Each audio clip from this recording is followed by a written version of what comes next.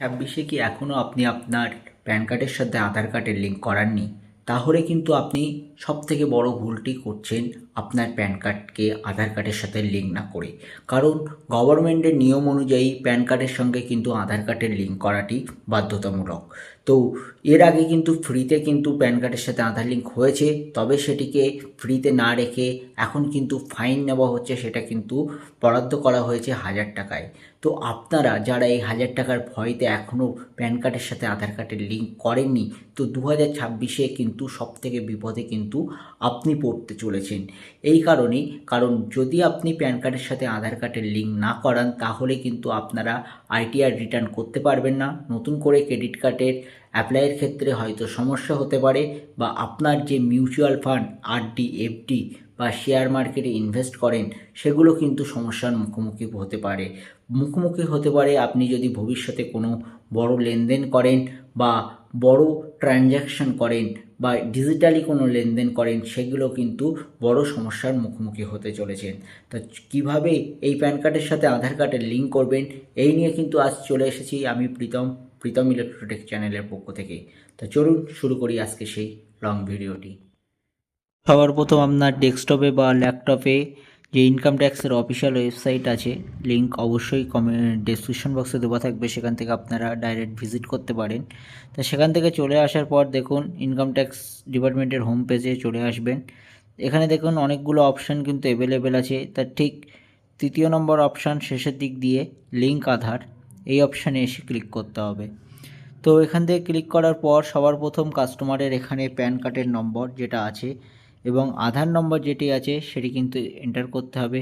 অর্থাৎ প্যান কার্ডের নম্বরটি কিন্তু আপনি এখানে দেখে দেখে বসিয়ে দেবেন, এবং তারপরে যে কাস্টমারের 12 ডিজিট আধার নম্বর আছে সেই আধার নম্বরটি কিন্তু আপনাকে এখানে বসিয়ে দিতে হবে। আধার নম্বর ও প্যান নম্বর বসিয়ে দেওয়ার পর আপনাকে যে ভেরিফাই বলে যে অপশান আছে, সেই ভেরিফাই অপশানে কিন্তু ক্লিক করতে হবে। তো এখানে আমি প্যান নম্বর এবং আধার নম্বরটা বসিয়ে নিলাম কাস্টমারের। তো কিছু সিকিউরিটি পারপাসের জন্য এগুলোকে হাইড করে দেওয়া হলো, তো এগুলো আপনারা অবশ্যই বসিয়ে নেবেন। তারপরে ভেরিফাই অপশানে ক্লিক করবেন। ভেরিফাই অপশানে ক্লিক করার পরে ই পেমেন্টের যে অপশান আছে সেই ই পেমেন্ট অপশানে আপনাদের কিন্তু এখানে ক্লিক করতে হবে। তো এখান থেকে ই পেমেন্ট অপশানে ক্লিক করলাম। ক্লিক করার পর দেখুন পুনরায় আমাকে প্যান কার্ডের নম্বরটি বসাতে বলছে, এবং পাশে যে কনফার্ম যে প্যান নম্বর, অর্থাৎ একই প্যান কার্ডের নম্বরটি দুবার কিন্তু এখানে বসাতে হবে।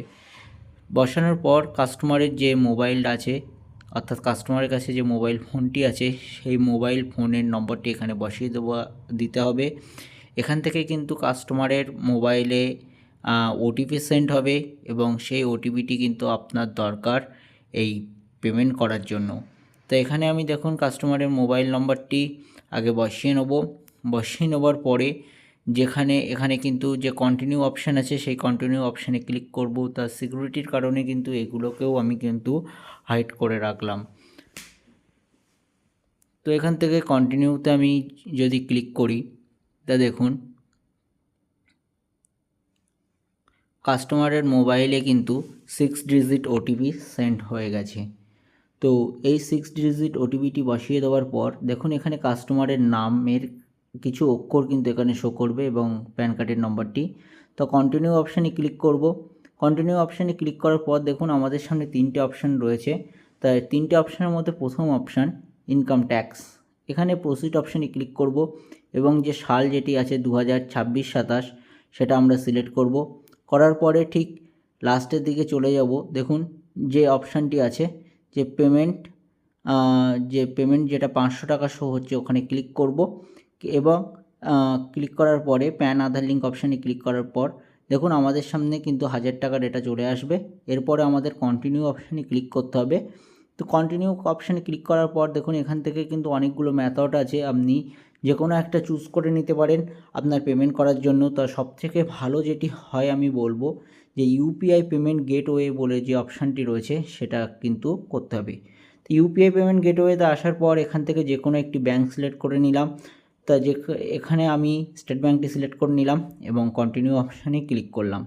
এরপরে পে নাও অপশানে আমরা ক্লিক করব, এবং টার্ম অ্যান্ড কন্ডিশানটি ভালোভাবে পড়ে নেওয়ার পর আই এগ্রিতে আমরা টিকমার্ক করব, এবং আই অ্যাগ্রিতে ক্লিক করার পর আমরা কিন্তু প্রসিডে অর্থাৎ সামনের দিকে এগিয়ে যাব। তো এখানে দেখুন আমাদের কিন্তু অনেকগুলো অপশান রয়েছে, যেখানে ইন্টারনেট ব্যাঙ্কিং, ডেবিট কার্ড ইত্যাদি রয়েছে। এগুলো কিন্তু চার্জেবল। তো ইউপিআই নো চার্জেবল, ইউপিআইতে ক্লিক করব। করার পরে কিউআর কোড যে অপশান আছে সেখানে আমাদের ক্লিক করতে হবে। তো দেখুন এর পাশে কিন্তু আমাদের কিউআর কোড অপশানটি চলে এসেছে, এবং চলে আসার পর আমাদের যেটা করতে হবে যে ফোনপে বা গুগল পে দিয়ে এটাকে কিন্তু স্ক্যান করতে হবে। যেমনভাবে আমরা দোকানে মাল কেনার সময় মার্চেন্ট কিউআর কোডে পেমেন্ট করি, ঠিক সেমভাবে কিন্তু আমাদের পেমেন্ট করতে হবে। নিচে দেখুন একটা টাইম উঠছে, এই টাইম অবধি কিন্তু আমাদের একটু অপেক্ষা করতে হবে। এটা কিন্তু প্রসেস হতে একটু টাইম নেয়। সেই ক্ষেত্রে কিন্তু পেমেন্ট করার পর আপনারা কিন্তু ঘাবড়িয়ে যাবেন না বা ব্যাক বোতামে ক্লিক করে ব্যাগে চলে আসবেন না, তাহলে কিন্তু এটি সমস্যা হতে পারে। তা কিছুক্ষণ দেখুন এইভাবে একটু হোল্ড করে যেতে হবে। নিচে দেখবেন একটা টাইম উঠছে এবং পেজটা কিন্তু অটোমেটিক লোড হবে এবং আপনাকে যে রিসিভ অপশান সেই রিসিভ অপশানে নিয়ে যাবে।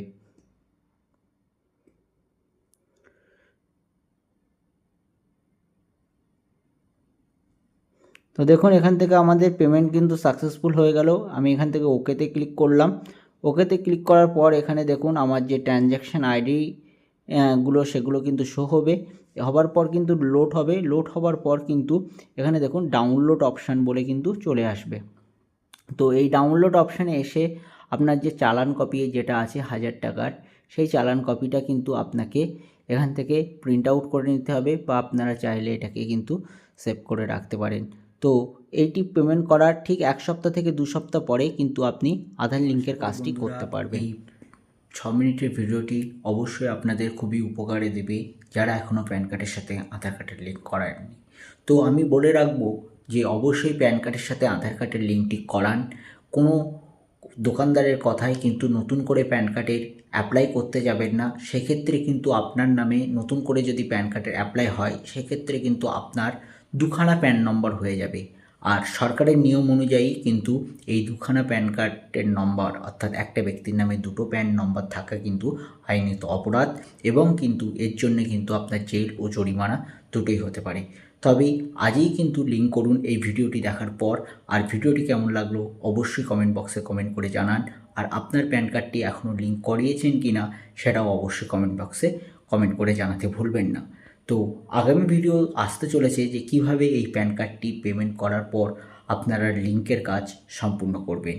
তো আজকের ভিডিওটি এখানেই শেষ করলাম। দেখা হচ্ছে নেক্সট ভিডিওতে।